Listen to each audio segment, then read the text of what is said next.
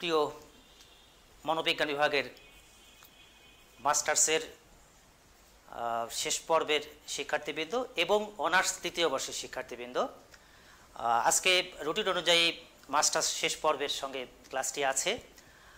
একই সঙ্গে একই জায়গায় পড়াচ্ছি অনার্স তৃতীয় বর্ষেও, এই কারণেও তৃতীয় বর্ষের শিক্ষার্থীদেরকে আমন্ত্রণ জানাচ্ছি। পাশাপাশি তোমরা যারা মাস্টার্স প্রথম পর্বে পড়ছো তাদেরও এই কোর্সটি আছে এবং যে বিষয়টি আজকে পড়াবো তাদেরও পাঠ্যসূচিতে আছে, তারাও পরীক্ষার জন্য প্রস্তুতি নিচ্ছ। কাজেই মাস্টার্স শেষ পর্ব, অনার্স তৃতীয় বর্ষ এবং মাস্টার্স প্রথম পর্বের সকল শিক্ষার্থীরাই আজকের ক্লাসটি দেখতে পারো। তোমাদেরকে ক্লাসে স্বাগত জানাচ্ছি। পরিচয়টি নিশ্চয়ই স্ক্রিনে রয়েছে, নতুন করে বলার খুব বেশি কিছু দরকার নেই।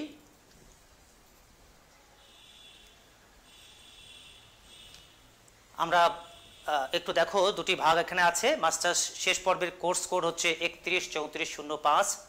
তাদের কোর্স শিরোনাম হচ্ছে গুণগত পরিমাণগত গবেষণা পদ্ধতি। অধ্যায়ে আমরা দ্বিতীয় অধ্যায়ে আছি এবং ডান দিকের যে স্লাইডটি আছে সেখানে দেখতে পাচ্ছ শ্রেণী অনার্স তৃতীয় বর্ষ, কোর্স হচ্ছে 23-34-11। কোর্স শিরোনাম হচ্ছে গবেষণা পদ্ধতি, অধ্যায় চতুর্থ। অর্থাৎ আজকে এই দুটো কোর্সই গবেষণার কোর্স এবং যেখানে পড়াবো সেই সে বিষয়টি মাস্টার্স শেষ পর্ব এবং অনার্স তৃতীয় বর্ষে রয়েছে। কাজেই সবার জন্য এই ক্লাসটি প্রযোজ্য হচ্ছে। আমরা একটু দেখে নেই কি পড়াবো আজকের ক্লাসে। পাঠের শিরোনাম নমুনায়ন বা স্যাম্পলিং। পাঠের একটি উদ্দেশ্যও আমি রেখেছি। নমুনায়ন সম্পর্কে তাত্ত্বিক ধারণা তৈরি হবে এবং মনোবিজ্ঞান বা সামাজিক বিজ্ঞানের গবেষণায় নমুনায়ন কৌশল প্রয়োগ করে হাতে কলমে নমুনা বাছাই করার যে একটা বিষয় আছে সে ব্যাপারে তোমরা আগ্রহী হবে। এই হচ্ছে আমাদের পাঠের উদ্দেশ্য। আজকের পাঠ নমুনায়ন বা স্যাম্পলিং। আমরা যদি একটু স্লাইডের দিকে খেয়াল করি, দেখো আজকের শিখন ফল কি রেখেছি। সমগ্রকের সংজ্ঞা বলতে পারবে, নমুনায়নের সংজ্ঞা বলতে পারবে, নমুনায়নের কৌশলসমূহ ব্যাখ্যা করতে পারবে। এই তিনটি শিখন ফল নিয়ে তোমাদের সঙ্গে যুক্ত হচ্ছে। একটু স্ক্রিনের দিকে তাকাও, একটা ছবি দেখতে পাচ্ছ, পৃথিবীর ছবি। সেই সারা পৃথিবীতে বিভিন্ন প্রান্তে মানুষগুলো ছড়িয়ে আছে, এরকম একটি ছবি আমরা দেখতে পাচ্ছি। আরেকটি ছবি দেখতে পাচ্ছ, নিশ্চয়ই বুঝতেই পারছো এটি বাংলাদেশের মানচিত্রের মধ্যে মানুষগুলো আছে, আমাদের প্রিয় মাতৃভূমির মধ্যে মানুষগুলো অবস্থান করছে, এরকম একটি ছবি দেখতে পাচ্ছি। এই দুটো ছবি দেখে আমরা কি ধারণা পাই? গোটা বিশ্বেও মানুষের সমাগম দেখলাম, আবার বাংলাদেশের মানচিত্রেও দেখলাম। আমরা ঠিক এখান থেকে আমরা আমাদের আজকের যে পাঠটি আছে সেখানে ঢুকতে চাই। তোমরা থাকলে অনেকেই হয়তো বলতে পারতে আমরা পপুলেশন ভার্সেস স্যাম্পল এই জায়গাটায় আমরা পড়ব। এই যে দেখে আসলে গোটা বিশ্বে যে মানুষগুলো আছে তাদেরকে আমরা ভাবতে পারি সেই জনসমষ্টি, সেই মানুষের সমাহার, সেই একটা বিশাল গোষ্ঠী। আবার একইভাবে বাংলাদেশের মধ্যেও আমরা দেখলাম, সেখানেও অনেকগুলো মানুষকে আমরা দেখতে পেলাম, সেটা নিশ্চয়ই গোটা বাংলাদেশের মধ্যে একটি সমগ্র। আবার যদি বিশ্বের প্রেক্ষাপটে আমরা চিন্তা করি তাহলে গোটা বিশ্বের মধ্যে যে মানুষগুলো আছে সেখানে নিশ্চয়ই বাংলাদেশের মানচিত্রটিও আছে। তাহলে গোটা বিশ্বের মানুষগুলোকে আমরা ভাবতে পারি পপুলেশন, তাহলে তারই একটি অংশ হিসেবে বাংলাদেশের মানুষগুলোকে আমরা ভাবতে পারি সেটি হচ্ছে একটি অংশ বা নমুনা। অথবা শুধু বাংলাদেশের প্রেক্ষাপটে যদি ভাবি তাহলে বাংলাদেশের সকল মানুষগুলোকে বলতে পারি আমরা সমগ্র বা জনসমষ্টি। তারই কিছু অংশ নিয়ে যদি আমরা কোনো গবেষণা কাজ করি তাদেরকে সেই অংশটাকে বলেছি আমরা নমুনা। আমরা একটু ছবির মধ্য দিয়ে এই পপুলেশন এবং স্যাম্পল বা সমগ্র বা নমুনা সম্পর্কে একটু ধারণা পাওয়ার চেষ্টা করব। ঠিক এখন যে স্লাইডটি দেখতে পাচ্ছ সেখানেও দেখো বাম দিকে অনেকগুলো মানুষ, তাদেরকে আমরা ভাবতে পারি তারা হচ্ছে সমগ্র বা জনসমষ্টি। তারই একটি অংশ, তিনজনকে দেখতে পাচ্ছি আরেক প্রান্তে, তারা হচ্ছে নমুনা। তাহলে এখান থেকে দেখো আমরা একটু সমগ্র বা পপুলেশন বা নমুনা বা স্যাম্পল সম্পর্কে একটু ধারণা আমরা নেবার চেষ্টা করি। বড় গোষ্ঠীটাকে বলেছি আমরা সব কিছু সমাহার, সেটাকে বলেছি হচ্ছে সমগ্র, আর তার অংশ বিশেষটাকে বলেছি আমরা একটু নমুনা। আমরা ছবি দেখতে দেখতেই আমরা আমাদের মধ্যে ঢুকে যাব। দেখো আরেকটি ছবি, সেখানে একটু খেয়াল করো তো, উপরে দেখো অনেকগুলো মানুষ দেখা যাচ্ছে, তাদেরকে বলেছি আমরা পপুলেশন। আর তারই কয়েকজন অংশ নিচে রয়েছে, তাদেরকে বলেছে আমরা স্যাম্পল। অর্থাৎ সমগ্রকের একটি অংশ, তাদেরকে আমরা সহজ কথায় বলতে পারি নমুনা। এবার একটু ভালো করে আমরা একটু প্রামাণ্য সংজ্ঞার মধ্য দিয়ে একটু দেখার চেষ্টা করি। দেখো এখানে বলেছে যে কোনো নির্দিষ্ট গুণাবলী বিশিষ্ট প্রাণী, বস্তু, বিষয় বা ঘটনার সমাহারকে সমগ্রক বলা হয়। সমগ্রক বা পপুলেশন কাকে বলে তার সংজ্ঞা বলতে গিয়ে বললাম যে কোনো নির্দিষ্ট গুণাবলী বিশিষ্ট প্রাণী, হতে পারে কোনো বস্তু, হতে পারে কোনো বিষয় বা কোনো ঘটনা, তাদের যে সমাহার, সেই সমাহারটাকে বলেছি আমরা সমগ্র। এবার একটু দেখো একটা সংজ্ঞার দিকে, definition of population: group of individuals of a single species living in the same general area. একটা গ্রুপকে বলেছি একটা নির্দিষ্ট এলাকায় বসবাস করে থাকে, একটা নির্দিষ্ট একটি সিঙ্গেল একটি স্পেসিসকে আমরা বলেছি। যেমন তোমরা একটা ছবি দেখতে পাচ্ছ, এখানে হরিণের ছবি দেখতে পাচ্ছ, একটু অস্পষ্ট হয়তো মনে হচ্ছে, তাদেরকে আমরা কি বলতে পারি, তারা হচ্ছে সমগ্র। সবাই মিলে তাদের যে অংশটি সেটাকে বলেছি আমরা সমগ্র। আরেকটি ছবির দিকে তাকাও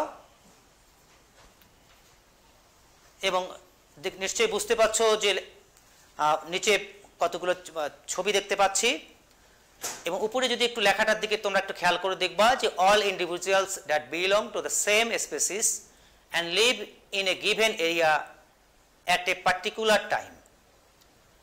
কোনো একটা নির্দিষ্ট সময়ে কোনো একটা নির্দিষ্ট এরিয়ায় বিশেষ যে কতগুলো প্রাণী অথবা কোনো বস্তু হতে পারে, তারা যে বসবাস করে থাকে, তাদের সমগ্রটাকে, তাদের সকলকে মিলেই আমরা বলেছি পপুলেশন। অর্থাৎ এখানে যে আমরা সমষ্টিটি দেখতে পাচ্ছি সেই সমষ্টিকেই বলেছি আমরা পপুলেশন। তাহলে নিশ্চয়ই আমরা এখান থেকে পপুলেশন সম্পর্কে একটু ধারণা পেতে পারি।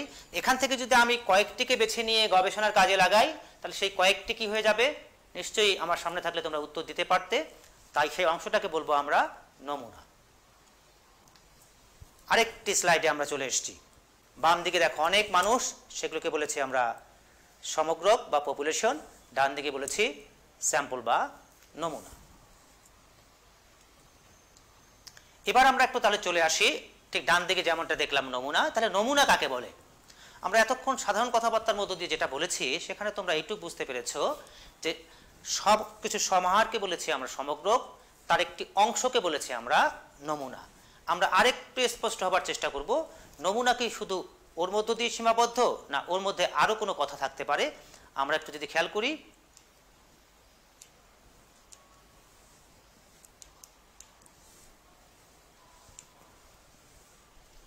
নিশ্চয়ই লেখাটি দেখতে পাচ্ছ এতক্ষণ। দেখো একটু পড়ে নেই আমরা। কোনো সমগ্রক সম্পর্কে কিছু জানার অভিপ্রায়ে উক্ত সমগ্রক থেকে কতগুলো উপাদান নির্বাচিত করা হলে নির্বাচিত উপাদানগুলোকে নমুনা বলা হয়। অর্থাৎ কোনো একটা গবেষণা কাজে কোনো একটা বিষয় জানতে চাই, তো আসলে তোমরা জানবে যে গবেষণার ক্ষেত্রে প্রায়ই যেটি হয়, সমগ্রটাকে নিয়ে কিন্তু গবেষণা হয় না। সারা পৃথিবীর মানুষকে নিয়ে গবেষণা করা সম্ভব হয় না। কোনো একটি গবেষণা সারা বাংলাদেশের মানুষকে নিয়েও গবেষণা করা সম্ভব না হতে পারে। গবেষণা প্রায় ক্ষেত্রে যেটি হয় সেটি হচ্ছে গবেষণার একটা অংশ। সারা বিশ্বের কিছু অংশ মানুষকে নিয়ে গবেষণা হতে পারে, সারা বাংলাদেশের কিছু অংশ মানুষকে নিয়ে গবেষণা হতে পারে। ঠিক কোনো বস্তু হতে পারে, ঘটনাও হতে পারে, সব কিছুকে যুক্ত করে নয়, তার একটি অংশ হিসেবে নিয়ে কিন্তু গবেষণার কাজটি পরিচালিত হয়ে থাকে। সেখান থেকে যদি একটু ভাবি, আমরা কোনো সমগ্রক সম্পর্কে আমরা জানতে চাই, সেই গোটা বিশ্ব বা গোটা বাংলাদেশ সম্পর্কে জানতে চাই, সেই সমগ্রক সম্পর্কে জানতে চাই, কিন্তু উক্ত সমগ্রক থেকে কি করা হবে, কতগুলো উপাদানকে নির্বাচিত করা হবে। অর্থাৎ ওখান থেকে কয়েকজন মানুষকে নির্বাচিত করা হবে বা কতগুলো বস্তু বা ঘটনাকে নির্বাচিত করা হবে। সেই নির্বাচিত উপাদানগুলোকে বলেছি আমরা নমুনা। আরেকটু বলে রাখি, শুধুমাত্র সেই সমগ্রকের যে কোনো একটা অংশ হলে পরেই নমুনা বলি বটে, তবে ভালো নমুনা হতে গেলে কিন্তু আরেকটি বিষয় মাথায় রাখতে হয়, সেই নমুনাটি হতে হবে সমগ্রকের প্রতিনিধিত্বমূলক। দেখো লাস্টে একটি লাইন লেখা আছে, সমগ্রকের প্রতিনিধিত্বমূলক অংশকে নমুনা বলা হয়। অর্থাৎ রিপ্রেজেন্টেটিভ একটি পার্ট হতে হবে পপুলেশনের। তাহলে আমরা নমুনা কিন্তু শুধুমাত্র একটা অংশ হলেই আমরা একটা নমুনা বলি বটে, কিন্তু সেটা যদি সমগ্রকের একটা প্রতিনিধিত্ব করে তাহলে কিন্তু সেই নমুনাটা অপেক্ষাকৃত একটু ভালো নমুনা হয়। তাহলে আমরা নিশ্চয়ই নমুনা সম্পর্কে একটু সংক্ষেপে ধারণা পেলাম। একটু আরেকবার যদি খেয়াল করি, একটা সংজ্ঞা তোমরা দেখতে পাচ্ছ, এ sample is a group of people who have been selected from a larger population to provide data to researcher. কোনো গবেষক যখন গবেষণার ক্ষেত্রে কোনো তথ্যপাত্র কালেক্ট করতে চান, সংগ্রহ করতে চান, তখন বড় একটি সমষ্টি হচ্ছে পপুলেশন, বড় একটি সমষ্টি হচ্ছে সমগ্র, সেখান থেকে তিনি কি করে থাকেন, কিছু অংশকে বেছে নেন। এই কিছু যে অংশ, কিছু সেটা দল হতে পারে, কোনো শ্রেণী হতে পারে, বা বিক্ষিপ্তভাবেও কিছু হতে পারে, সেই অংশটাকে বলেছি আমরা নমুনা। তাহলে আমরা এখান থেকে একটু নিশ্চয়ই ধারণা পেয়ে গেলাম। এই ছবিটা দেখলে দেখো তো, পপুলেশন, অনেকগুলো মানুষ সেখানে এসছে পপুলেশন, তাদের মধ্যে থেকে একটা প্রতিনিধিত্বমূলক অংশ যদি হয়ে থাকে সেটাকে বলেছি আমরা স্যাম্পল বা নমুনা। দেখো ঠিক যা দেখা যাচ্ছে সেই গ্লাস দিয়ে, সেই অংশগুলোকে আমরা বলতে পারি নমুনা। সবগুলো মিলে হচ্ছে নমুনা সহ সব মিলে হচ্ছে আমাদের সমগ্র। আর যে তিনজনকে আমরা দেখতে পাচ্ছি সেই পাওয়ার গ্লাস দিয়ে, সেই তিনজনকে বলতে পারি আমরা নমুনা।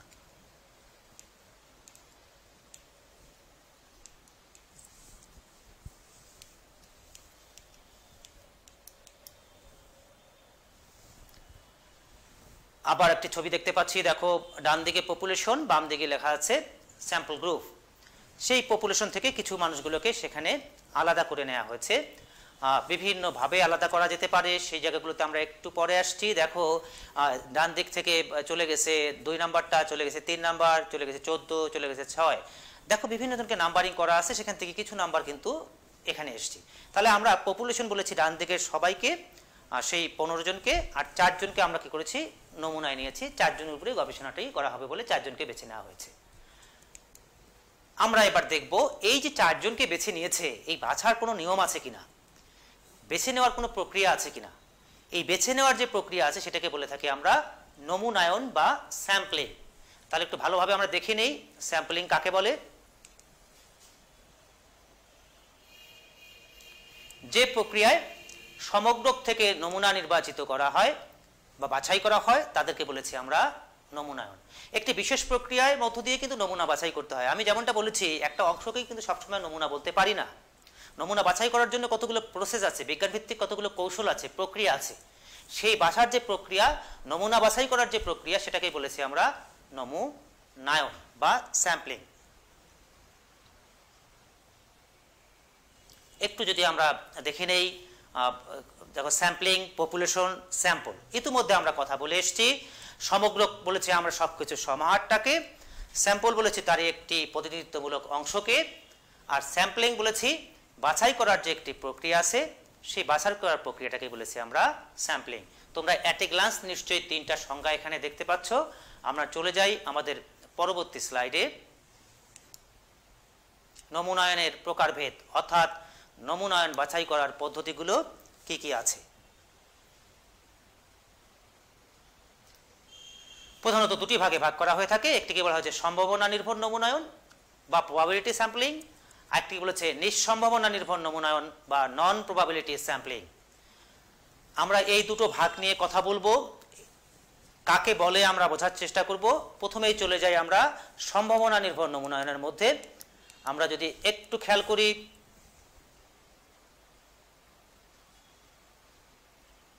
দেখতে পাচ্ছ একটা সংজ্ঞা লিখেছি, যে নমুনায়ন পদ্ধতিতে সমগ্রকের অন্তর্গত প্রতিটি উপাদানের অন্তর্ভুক্ত হওয়ার সমান সম্ভাবনা থাকে তাকে বলে সম্ভাবনা নির্ভর নমুনায়ন। যে পদ্ধতির মধ্য দিয়ে সমগ্রকের সবাই, যে কেউ আসতে পারে, সবারই সমান সম্ভাবনা আছে, অর্থাৎ ওই যে অতগুলো মানুষ আছে, সেই মানুষের সমষ্টি থেকে আমি যদি 10 জনকে নির্বাচিত করতে চাই, আর মানুষ যদি থেকে থাকে 100 জন, 100 জনের যে কেউই কিন্তু এই 10 জনের মধ্যে নির্বাচিত হওয়ার সম্ভাবনা সমান থাকবে, সেটাকে বলেছি আমরা সম্ভাবনা নির্ভর নমুনায়ন। অর্থাৎ কারো একটু সম্ভাবনা বেশি, কারো একটু সম্ভাবনা কম, এমনটি কিন্তু হবে না, সবার সম্ভাবনা সমান থাকবে।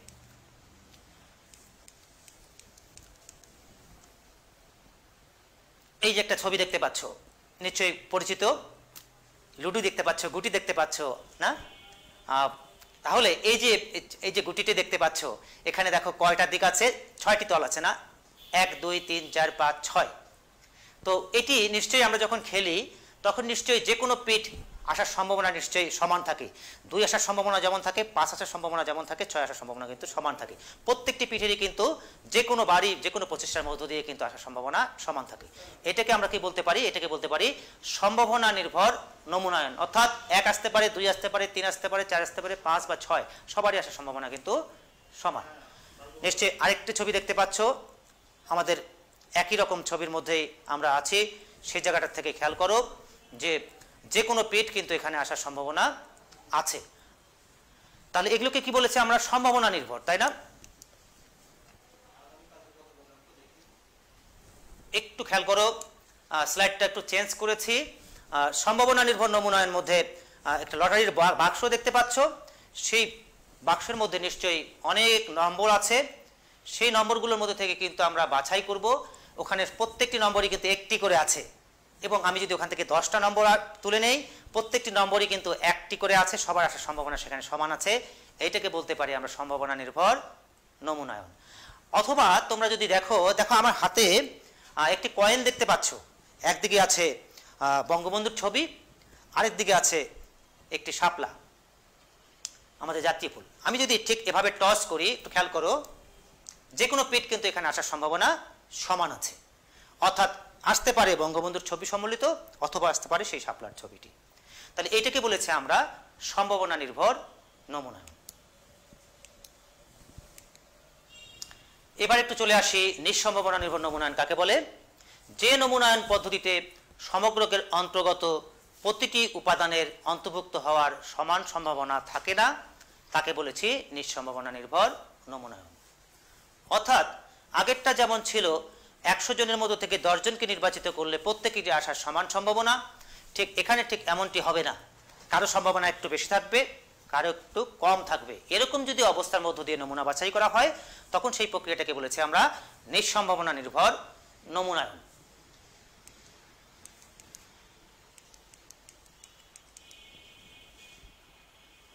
এই যে একটা ছবি দেখতে পাচ্ছ, দেখো অনেকগুলো মানুষ, সেখান থেকে আমি ঠিক যেখানে ধরেছি আমার সেই পাওয়ার গ্লাসটি, সেইটা দিয়ে যাদেরকে দেখা যাচ্ছে তাদেরকে আমি নমুনায় ডান দিকে বাছাই করেছি। তাহলে নিশ্চয়ই যাদের দিকে আমি সেই গ্লাসটি ধরিনি তারা কিন্তু নির্বাচিত হওয়ার সম্ভাবনা ছিল না। অর্থাৎ একটি অংশ থেকে, একটি জায়গা থেকে আমি সেখান থেকে 4 জনকে বেছে এখানে নিয়ে এসেছি।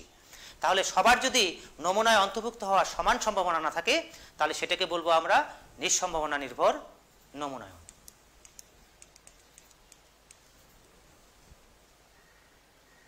আমরা একটু জেনে নেই সম্ভাবনা নির্ভর নমুনায়নের যে প্রক্রিয়াগুলো আছে। প্রধানত 4টি প্রক্রিয়া নিয়ে বেশি কথাবার্তা বলা হয়ে থাকে, এবং 4টি প্রক্রিয়া নিয়ে আমরা আলোচনায় যাব। তোমাদের সিলেবাসে ওই 4টির কথা বলা আছে। নাম্বার 1 বলেছি সরল দৈবচয়িত নমুনায়ন বা সিম্পল র্যান্ডম স্যাম্পলিং। নাম্বার 2 হচ্ছে নিয়মতান্ত্রিক দৈবচয়িত নমুনায়ন বা সিস্টেমেটিক র্যান্ডম স্যাম্পলিং। নাম্বার 3 স্তরিত নমুনায়ন বা স্ট্র্যাটিফাইড স্যাম্পলিং, গুচ্ছ নমুনায়ন বা ক্লাস্টার স্যাম্পলিং। আমরা পর্যায়ক্রমে একটা একটা করে আমরা আলোচনায় যাব। তোমাদেরকে পরিষ্কার করবার চেষ্টা করব এই 4টি বলতে আমরা কি বুঝি। খুবই গুরুত্বপূর্ণ 4টি পদ্ধতি, এবং তোমরা জানবে যে আমরা যদি নমুনায়ন বাছাই করতে চাই, যদি ভালো নমুনায়ন বাছাই করতে চাই, তাহলে নিশ্চয়ই আমাদেরকে কী করতে হয়? সম্ভাবনা নির্ভর নমুনায়নের মধ্য দিয়েই যেতে হয়। তার সঙ্গে আমরা একটু জেনে নেই আমাদের নিঃসম্ভাবনা নির্ভর নমুনায়নগুলো কি আছে। সেখানেও 4টিকে মূলত এখানে রাখা হয়েছে, এর বাইরেও 2-1টি আছে। আমরা সিলেবাসকে কেন্দ্র করেই আলোচনা করবার চেষ্টা করছি। নিঃসম্ভাবনার মধ্যে রয়েছে 1 উদ্দেশ্যমূলক নমুনায়ন, পারপাসিভ স্যাম্পলিং, বা এটাকে বলেছে বিচারকরণ নমুনায়ন বা জাজমেন্ট স্যাম্পলিং। 2 নম্বর বলেছে আকস্মিক নমুনায়ন বা অ্যাক্সিডেন্টাল স্যাম্পলিং, এটারই আরেকটি নাম হচ্ছে সুবিধাজনক নমুনায়ন বা কনভেনিয়েন্স স্যাম্পলিং। নাম্বার 3 আনুপাতিক বা নির্ধারিত অংশ নমুনায়ন বা কোটা স্যাম্পলিং। নাম্বার 4 স্নোবল নমুনায়ন বা স্নোবল অথবা সেইন অথবা রেফারেল স্যাম্পলিং। এই প্রকারগুলো নিয়ে আমরা তোমাদের সঙ্গে আজকে যুক্ত হয়েছি। আমরা যদি অ্যাট এ গ্লান্স একটু দেখে নেই, দেখো স্যাম্পলিং মেথড বলেছে প্রবাবিলিটি, নন প্রবাবিলিটি, সিম্পল, তারপরে স্ট্র্যাটিফাইড রেখেছে এখানে 2 নম্বরে, সিস্টেমেটিক এখানে 3 নম্বরে চলে আসছে, আগের 2 এখানে 3 চলে আসছে, একটা ক্লাস্টার। নাম্বারগুলো একটু আগের থেকে একটু আগে পিছিয়ে আছে। নাম্বার ডান দিকে দেখো convenience sampling, judgement sampling, quota sampling and snowball sampling, এখানেও একটু কিন্তু এলোমেলো আছে। তোমরা নিশ্চয়ই বাংলা এবং তার সঙ্গে অবশ্যই ইংরেজিটা তোমরা আত্মস্থ করবার চেষ্টা করবে, কারণ বিভিন্ন বইয়ে এগুলোকে বিভিন্ন নামে আখ্যায়িত করেছে। আমরা চলে যাব কোন জায়গাটায়? আমাদের সেই সম্ভাবনা নির্ভর নমুনায়নগুলো একটা একটা করে আমরা আলোচনা করে যাই, পর্যায়ক্রমে আমরা চলে আসবো আমাদের আলোচনায়। প্রথমটার নাম বলেছি আমরা সরল দৈবচয়িত নমুনায়ন। সরল দৈবচয়িত নাম কাকে বলে? সরল মানে খুব সহজ কথা, সিম্পল না, সহজ কথায়। সংজ্ঞাটার দিকে একটু তাকাও। সরল দৈবচয়িত নমুনায়ন হলো এমন এক ধরনের নমুনায়ন যাতে সমগ্রকের প্রতিটি উপাদান অন্তর্ভুক্ত হওয়ার সমান সম্ভাবনা থাকে। প্রত্যেকেই যদি সেই নমুনায় অন্তর্ভুক্ত হওয়ার সমান সম্ভাবনা থাকে তাকে বলেছি আমরা সম্ভাবনা নির্ভর নমুনায়ন। পাশাপাশি সরল কেন বলেছি? এটা খুব সহজ উপায়ে, খুব সিম্পলভাবে এই কাজটি করা হয়। তোমরা ছবি দেখেছিলে ইতিমধ্যেই, একটা লটারি বক্স দেখেছো, সেখান থেকে কয়েকটি যদি তোলা হয় তাহলে সেটা হয়ে যাবে একটা সরল প্রক্রিয়ার মধ্য দিয়ে বাছাই করা। এই জন্য আমরা বলেছি এখানে দুটো পদ্ধতির কথা বলা হয়েছে, একটা হচ্ছে লটারি পদ্ধতি আর একটা হচ্ছে দৈবচয়িত সংখ্যা সারণী পদ্ধতি। তাহলে আমরা যে বিভিন্ন জায়গায় লটারিগুলো দেখি, লটারির সেই কুপনগুলো, প্রত্যেকটি কুপনই কিন্তু সেই বক্সের মধ্যে একটি করে থাকে। সেখান থেকে যখন আমি 10টাকে বাছাই করে নেব, তাহলে ওই 10টার মধ্যে যারা ওই বক্সের মধ্যে আছে প্রত্যেকেরই কিন্তু আসার সম্ভাবনা সমান রয়েছে। এবং এই যে উপায়, এই উপায়টা খুব জটিল উপায় না, খুব সিম্পল, সহজ সরল একটি উপায়। এটাকে বলেছে আমরা সরল দৈবচয়িত নমুনায়ন। দৈবচয়ন মানে হচ্ছে কি, যে কেউ চলে আসতে পারে এবং সম্ভাবনাটা যদি তাদের মধ্যে খুব সমান থাকে এবং প্রক্রিয়াটা যদি হয়ে থাকে খুব সহজ সরল ধরনের, তখন তাকে বলেছে আমরা সরল দৈবচয়িত নমুনায়ন। আরেকটি কথা বলা আছে দৈবচয়িত সংখ্যা সারণী। র্যান্ডম টেবিল আছে, তোমরা বইয়ের পিছনে দেখবে, তোমাদের গবেষণার বই অথবা পরিসংখ্যান বইয়ের পিছনে দেখবে যে বিভিন্ন টেবিল আছে। টেবিলে পিছনের দিকে, বইয়ের পিছনের দিকে কতগুলো দৈবচয়নী সংখ্যা সারণী বলে টেবিল আছে, সেখানে বিভিন্ন সংখ্যা থাকে। সেই সংখ্যা ইকুয়াল টু একজন মানুষের পরিচয় হতে পারে। সেখান থেকে একটি গুচ্ছ বা একটি লাইন অথবা কয়েকটা সংখ্যা সেখান থেকে বেছে নিয়েও কিন্তু নমুনা বাছাই করা যেতে পারে। আমরা নিশ্চয়ই সামনে গিয়ে আরেকটু ব্যাখ্যা করবার চেষ্টা করব। আমরা প্রথমটায় চলে আসি, লটারি পদ্ধতি। দেখো এখানে একটু স্লাইডের মধ্যে রেখেছি, সেখান থেকে নিশ্চয়ই তোমরা আরেকটু বুঝতে পারছো জিনিসটা।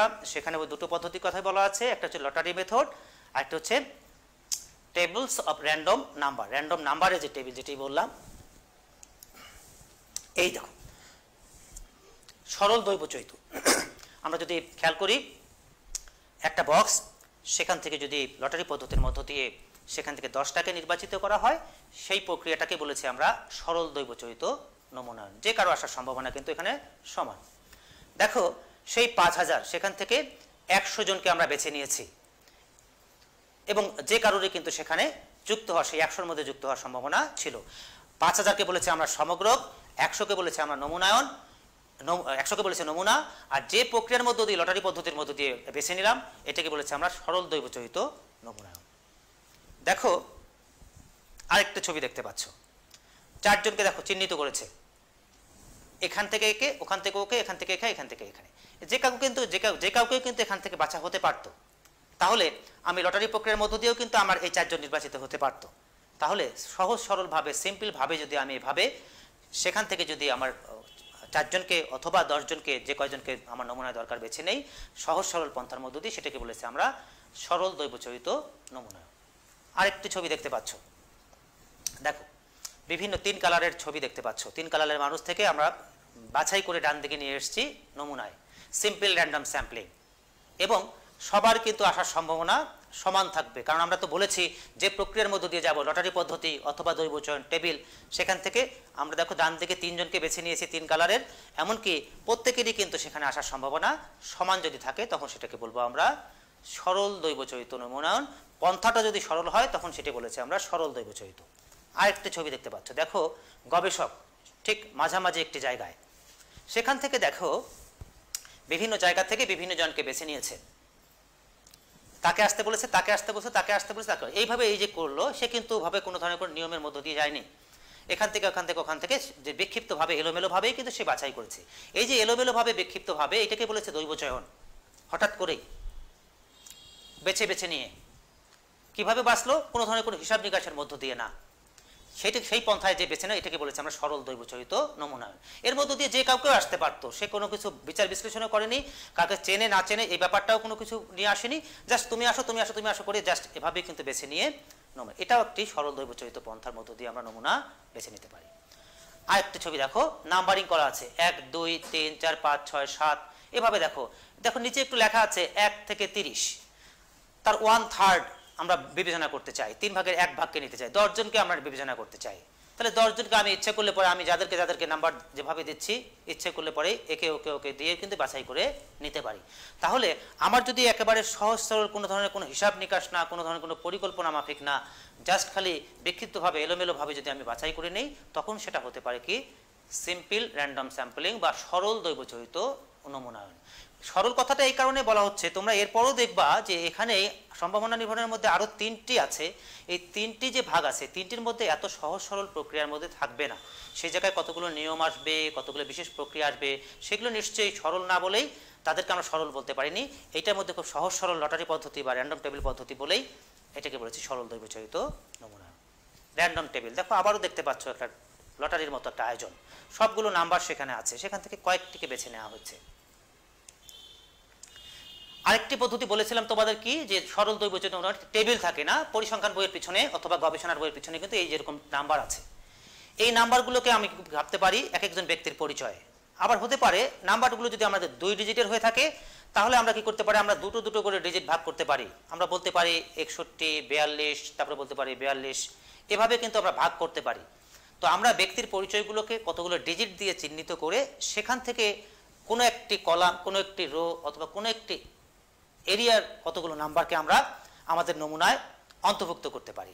এভাবে এই র্যান্ডম টেবিলের সঙ্গে ব্যক্তির পরিচয় অথবা বস্তুর পরিচয় অথবা সমগ্রকের পরিচয়গুলোকে যুক্ত করে দিয়ে সেখান থেকে কয়েকটি নম্বরকে বেছে নেওয়ার মধ্য দিয়েও কিন্তু আমরা নমুনা বাছাই করতে পারি, কারণ সেই নম্বরগুলোই কতগুলো ব্যক্তির পরিচয়।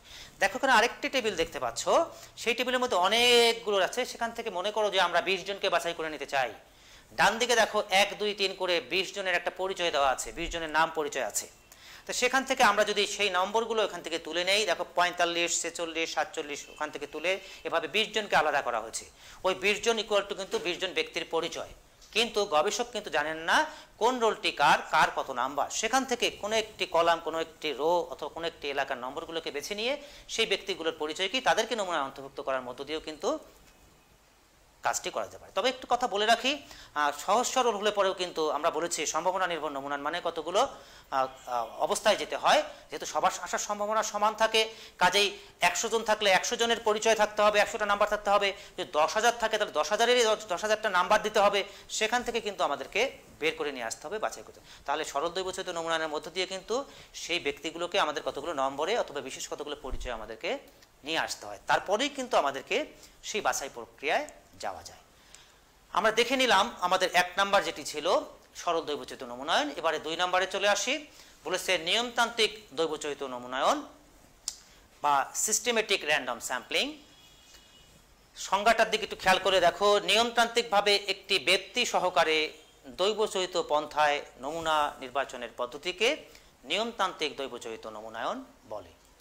তাহলে কি হবে, এখানে একটা নিয়ম থাকবে, কোনো একটা নিয়মের মধ্য দিয়ে বাছাই করা হবে এবং একটি ব্যক্তি সহকারে, একটি ব্যবধান, একটি ইন্টারভেল সহকারে দৈবচয়ন প্রক্রিয়ায় নমুনা নির্বাচনের পদ্ধতিকে নিয়মতান্ত্রিক দৈবচরিত নমুনায়ন বলে।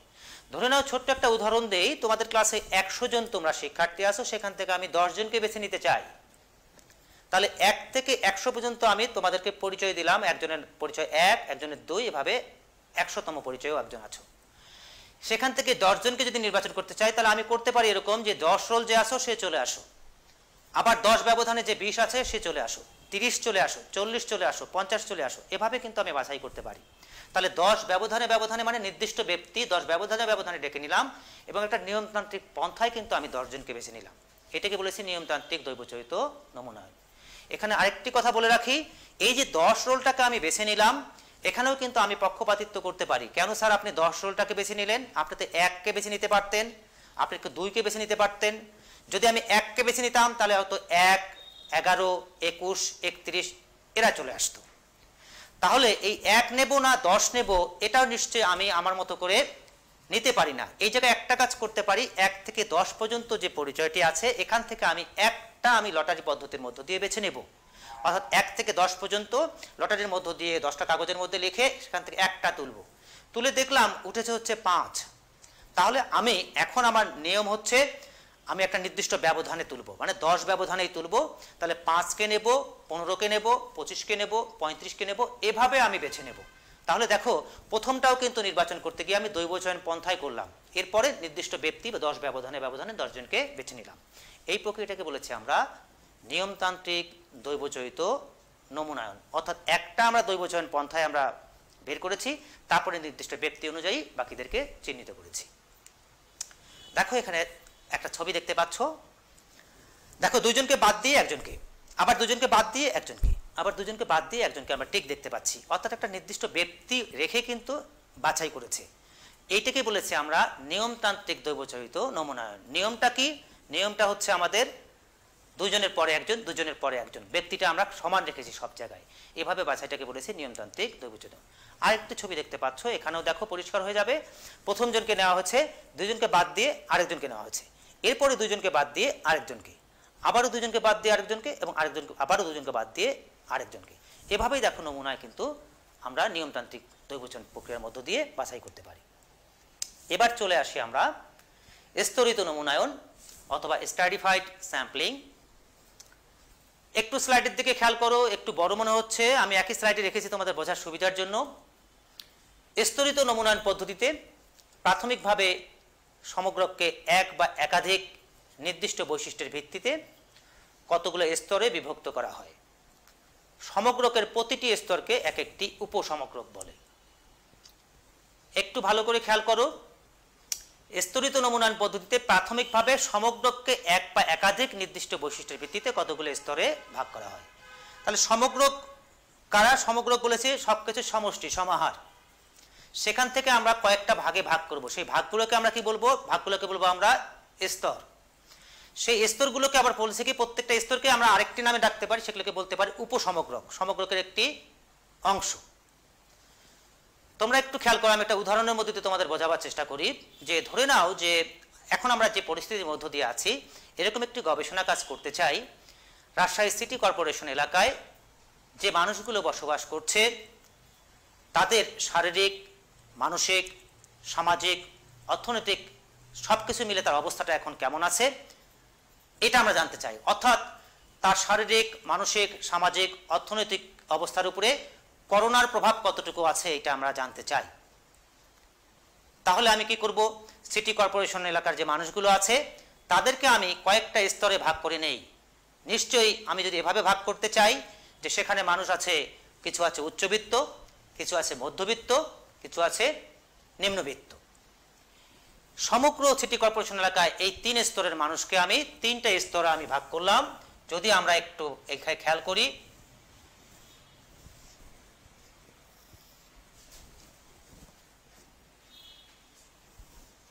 একটু তোমরা যদি বোর্ডের দিকে খেয়াল করো,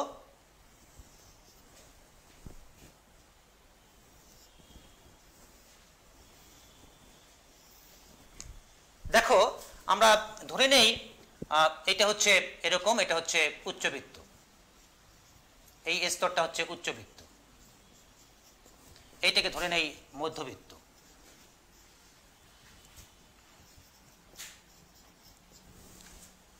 এটাকে ধরে নেই আমরা এটা হচ্ছে নিম্নবিত্ত।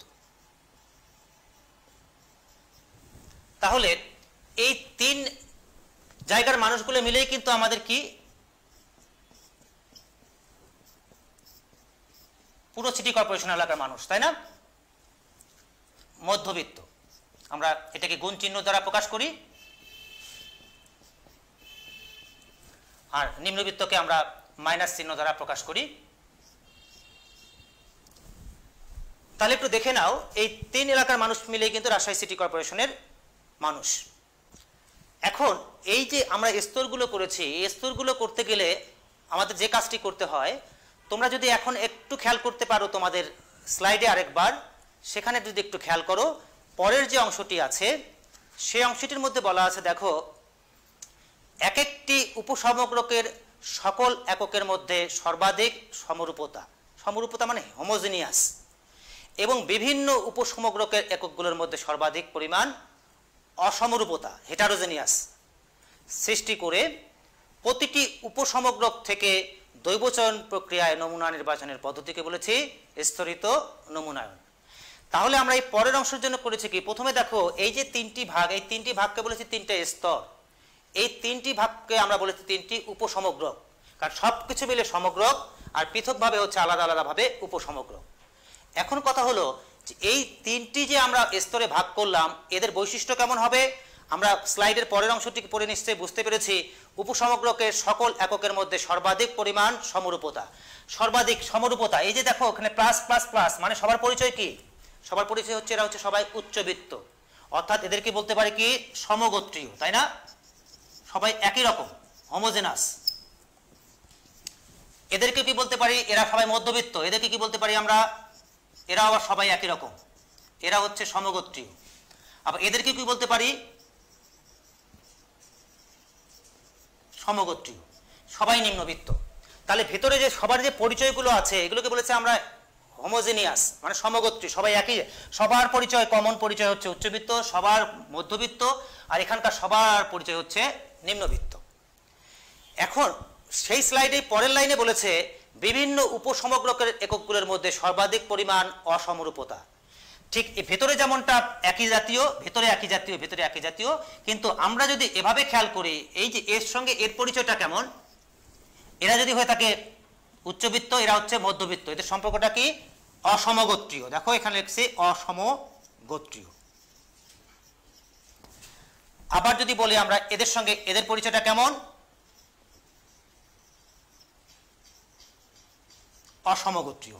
তাহলে ভিতরের সম্পর্কটা হচ্ছে এককগুলোর ভেতরের সম্পর্ক হচ্ছে সমগোত্রীয়, কিন্তু একটি স্তরের সঙ্গে বা একটি উপসমগ্রকের সঙ্গে আরেকটি উপসমগ্রকের সম্পর্কটা হচ্ছে অসমগোত্রীয় বা হেটারোজেনাস। ঠিক এরকম একটা অবস্থা সৃষ্টি করে আমরা যদি কোনো স্তর তৈরি করি, কোনো ভাগ করি, কোনো শ্রেণী করি, কোনো উপসমগ্রক করি, তখন সেটাকে বলেছি স্তর বা স্তরিত নমুনায়ন। অর্থাৎ আমরা কি করলাম? আমরা স্তর করে নিলাম। স্তরগুলো করতে গিয়ে আমাদেরকে ভাবতে হলো একদিকে একই জাতীয়, আরেক জায়গায় একই জাতীয়, আরেক জায়গায় সব একই জাতীয়গুলো এক জায়গায়। তারপরে আমরা দুটোর মধ্যে দেখতে গিয়ে, পারস্পরিক দেখতে গিয়ে অসমগোত্রীয় একটি অবস্থা সৃষ্টি করেছি।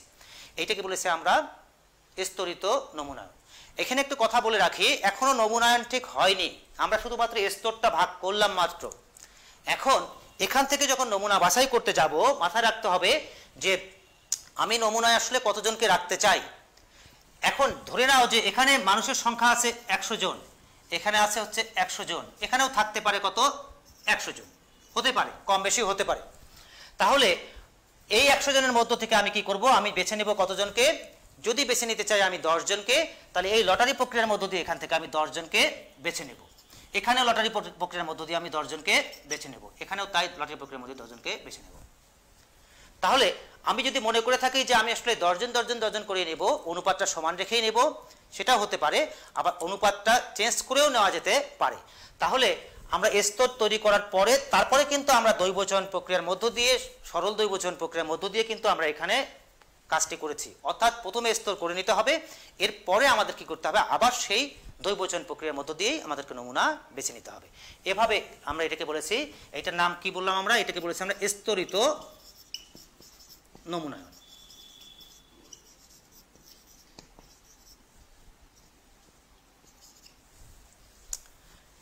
এবার আমরা একটু যদি আমাদের স্লাইডের দিকে একটু তাকাই, তোমরা নিশ্চয়ই আরেকটু পরিষ্কার হওয়ার সুযোগ পাবে। দেখো একটু ছবি ওখানে দেখতে পাচ্ছ,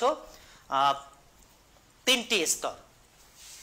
মানুষের সিম্বলগুলো দেখে বুঝতে পারছো বিভিন্ন রকম আকৃতি আমরা দেখতে পাচ্ছি। ধরে নাও যে একই উদাহরণের মধ্যে আমরা থাকি যে একটি অংশ হচ্ছে উচ্চবিত্ত, একটা মধ্যবিত্ত, একটা নিম্নবিত্ত। সেখান থেকে আমরা বেছে নিতে চাই কতজনকে বেছে নিতে চাই? 300 জন থেকে আমরা 30 জনকে বেছে নিতে চাই। তাহলে আমরা নিশ্চয়ই প্রথমে 3টা স্তর করে নেব। একই জাতীয় মানুষগুলোকে একটা স্তরের মধ্যে রেখেছি, সমস্ত উচ্চবিত্ত, সমস্ত মধ্যবিত্ত, আরেক জায়গায় সমস্ত নিম্নবিত্ত। এভাবে 3টি প্রক্রিয়া থেকে লটারি প্রক্রিয়ার মধ্য দিয়ে আমরা বেছে নিতে পারি। এটাকে বলেছি স্তরিত নমুনায়ন। আরেকটি ছবি দেখো, দেখো 4টা, এখানে দেখো 4টি ভাগে ভাগ করেছি, 4টি স্ট্রাটা, অর্থাৎ 4টি স্তর। তাহলে নিশ্চয়ই আমরা এখানেও দেখো সবাই একই জাতীয়, প্রত্যেকটার মধ্যে দেখো একই জাতীয়, কিন্তু একটার সঙ্গে আরেকটি সম্পর্ক হচ্ছে ভিন্ন জাতীয়, অর্থাৎ অসমগোত্রীয়। এখানেও নিশ্চয়ই প্রত্যেকটা স্তর থেকে আমরা লটারি প্রক্রিয়ার মধ্য দিয়ে বা দৈবচয়ন প্রক্রিয়ার মধ্য দিয়ে আমরা বেছে নেব। তাহলে স্তরিত নমুনায়নটা আমরা মোটামুটি বোঝার চেষ্টা করলাম। প্রথমে স্তর করে নেওয়া, তারপরে দৈবচয়ন করা। আর একটু ছবি দেখতে পাচ্ছ, নিশ্চয়ই এই ছবিগুলো দেখলে তোমাদের কাছে পরিষ্কার হয়ে যাবে। বিভিন্নভাবে নাম্বারিং করা আছে, 3 ক্যাটাগরির মানুষ, 3টা স্তর, আর কিছু শিশু, কিছু পুরুষ, কিছু মহিলা, 3 ভাগে, সেখান থেকে আমরা কোনো একটি গবেষণার জন্য এইরকম 3 ক্যাটাগরির মানুষও আমরা বেছে নিতে পারি।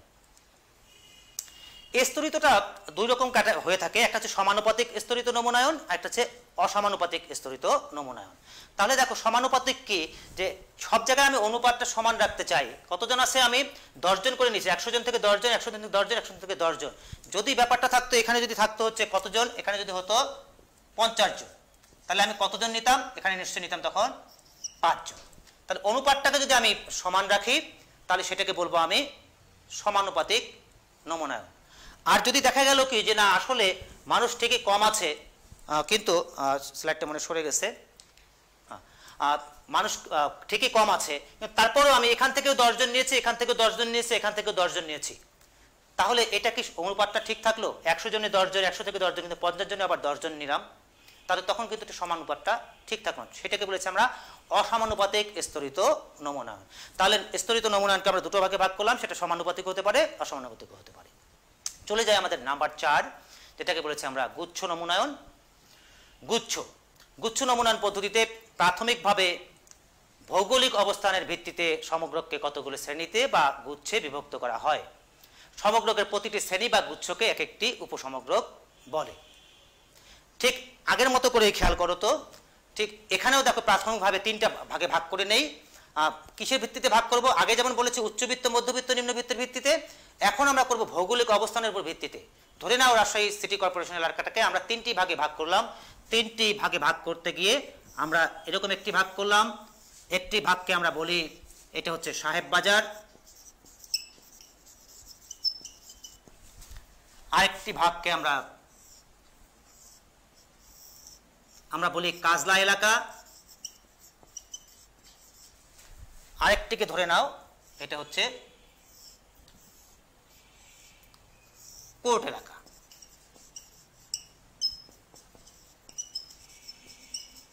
তাহলে 3টি ভাগে ভাগ করে নিলাম আমরা।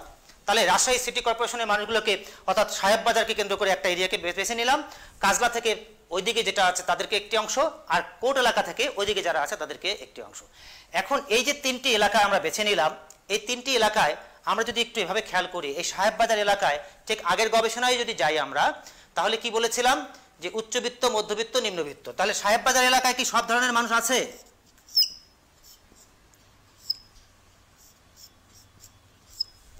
কাজলা এলাকায় কি সব ধরনের মানুষ আছে? নিশ্চয়ই তোমরা আমার সামনে থাকলে পরে উত্তর দিতে। অবশ্যই সব ধরনের মানুষই প্রায় সব জায়গায় থাকে। তাহলে উচ্চবিত্ত, মধ্যবিত্ত, নিম্নবিত্ত সাহেব বাজারেও আছে, কাজলায়ও আছে, কোর্ট এলাকাতেও আছে। আমরা এই এলাকার উপর ভিত্তি করে ভাগ করে নিলাম। এখন যদি তোমাদেরকে প্রশ্ন করি, এই যে ভেতরে যে মানুষগুলো আছে, এই মানুষগুলোর কি সবার পরিচয় কি একই? নিশ্চয়ই একই পরিচয় না।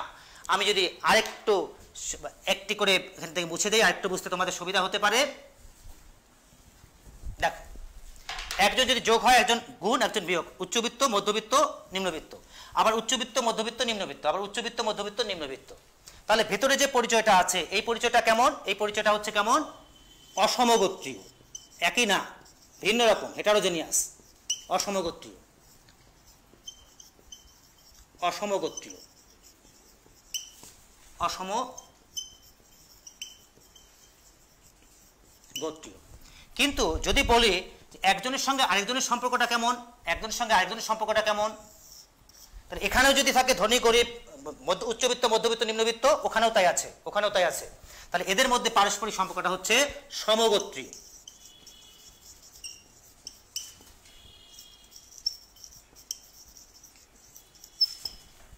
সমগোত্রী। তাহলে পারস্পরিক প্রত্যেকের সঙ্গে প্রত্যেকের সম্পর্ক, আবার এর সঙ্গে কিন্তু এর সম্পর্কটাও কিন্তু সমগোত্রীয়।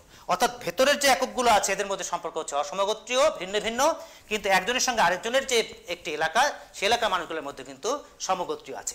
তাহলে আমরা এইরকম একটা অবস্থাকে বলেছি, এটাকে বলেছি আমরা গুচ্ছ।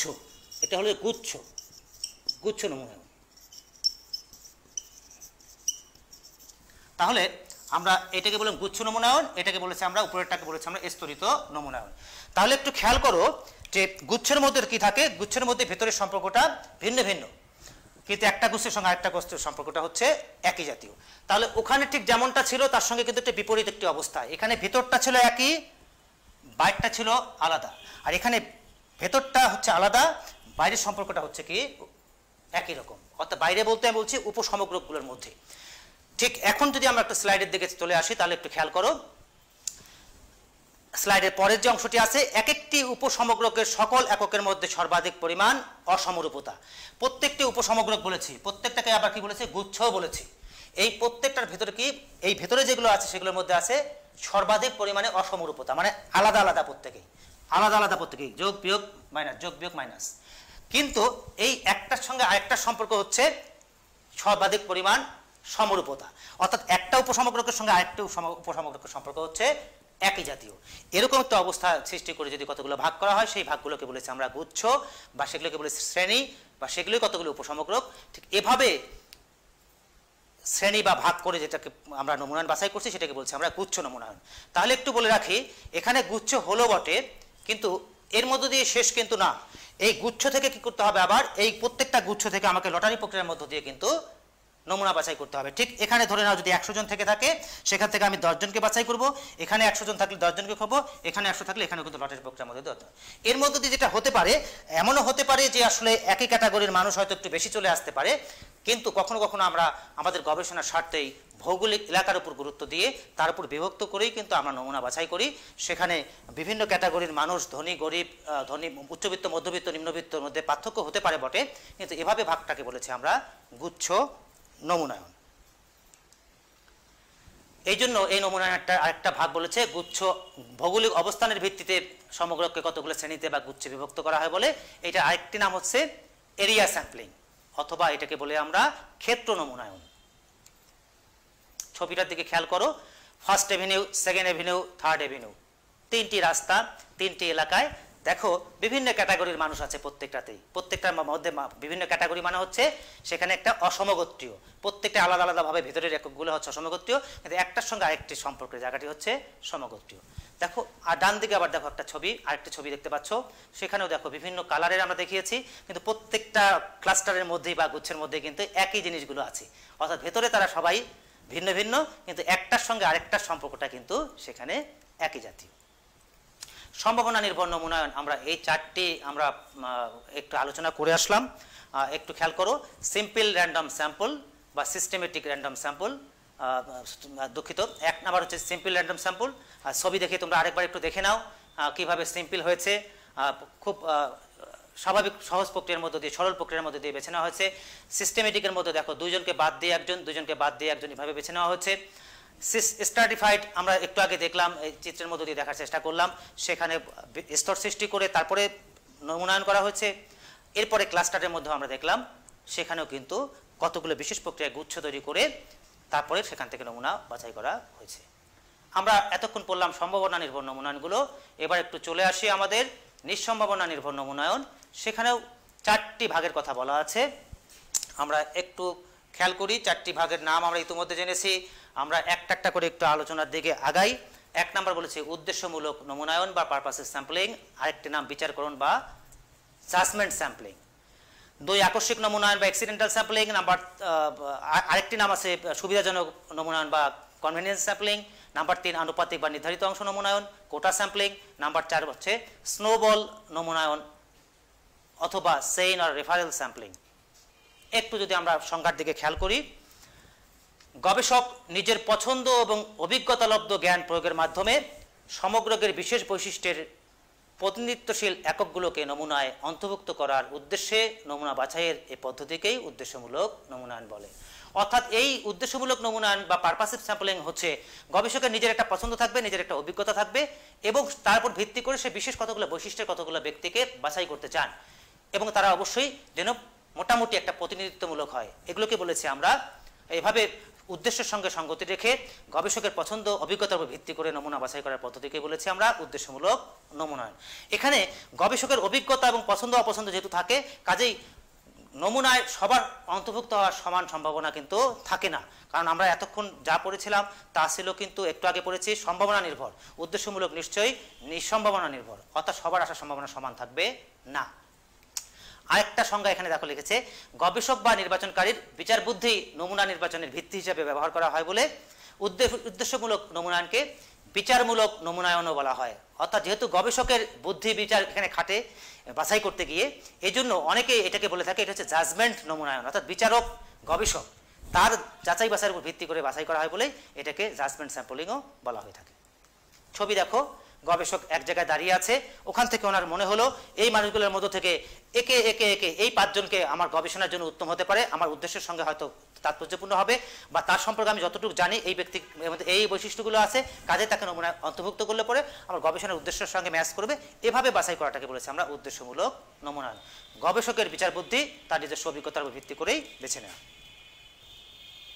আরেকটা ছবি, অনেকের মধ্য থেকে দেখো যাকে চেনে জানে, যার সম্পর্কে তার বৈশিষ্ট্যগুলো জানা আছে, এরকম ব্যক্তিকেই তার গবেষণার জন্য সেখান থেকে সে বেছে নিল, তাহলে এটাকে বলেছে আমরা উদ্দেশ্যমূলক নমুনায়ন। নিশ্চয়ই তোমরা স্ক্রিনে দেখতে পাচ্ছ ছবিটা। আরেক নাম্বার 2, আকস্মিক নমুনায়ন অথবা সুবিধাজনক নমুনায়ন। সমগ্রকের যেসব উপাদানকে তাৎক্ষণিকভাবে গবেষক হাতের কাছে পান তাদেরকে নমুনায় অন্তর্ভুক্ত করার পদ্ধতিকে বলেছে আকস্মিক নমুনায়ন। তাহলে হাতের কাছে যাকে পাবে তাকেই নমুনায় নেবে, সেগুলোকে বলেছে আমরা আকস্মিক, হঠাৎ করেই পাওয়া, অথবা হাতের কাছে আসে মানে একটা সুবিধাজনক জায়গায় পাওয়া। এভাবে ধরে নাও কোনো একটি গবেষণার কাজ করতে গিয়ে আমি রাজশাহী কলেজের শিক্ষার্থীদের উপরে একটি গবেষণার কাজ করতে চাই, তাহলে আমি রাজশাহী কলেজের গেটে দাঁড়িয়ে গেলাম, যে গেটে আমি 2 ঘন্টা দাঁড়িয়ে থাকবো 10টা থেকে 12টা পর্যন্ত, এই 2 ঘন্টার মধ্যে যারা আসবে তাদেরকে আমি নমুনায় অন্তর্ভুক্ত করব। তাহলে আকস্মিকভাবে যারা সেখানে আসলো তারাই নমুনায় অন্তর্ভুক্ত হলো, এটাকে বলেছে আকস্মিক নমুনায়ন।